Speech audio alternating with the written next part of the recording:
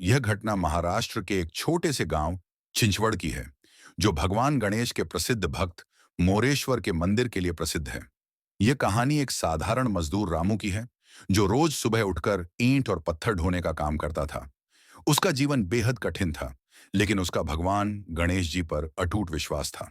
रामू रोज काम पर जाने से पहले मंदिर जाता और गणपति बप्पा के सामने सिर झुकाकर कहता, बप्पा, सब कुछ तुम्हारे भरोसे है, बस हिम्मत देना और पेट भरने लायक काम देना। एक दिन का चमत्कार, एक बार गांव में भयंकर बारिश हुई और नदी में बाढ़ आ गई। कई लोगों का काम धंधा ठप हो गया। रामू भी परेशान हो गया। काम बंद, पैसे बंद और घर में खाने का एक दाना नहीं। फिर भी रामू रोज मंदिर आता और बप्पा से कुछ नहीं मांगता, बस मुस्कुराकर कहता, सब कुछ तेरी इच्छा, जो होगा अच्छा होगा। एक रात रामू को सपने में एक संत दिखाई दिए। उन्होंने कहा, तू मंदिर के पीछे पुराने पीपल के पेड़ की जड़ में खुदाई कर, वहां से तेरा भाग्य बदलेगा। सुबह उठकर रामू ने मंदिर के पुजारी से अनुमति मांगी। पहले तो पुजारी ने मना किया, लेकिन जब रामू ने अपने सपने की बात बताई तो वे मान गए। रामू ने खुदाई शुरू की और कुछ ही देर में उसे वहां एक पीतल की पुरानी छोटी सी गणेश मूर्ति मिली, जो कीचड़ में दबी थी। मूर्ति को मंदिर में विधि पूर्वक स्थापित किया गया।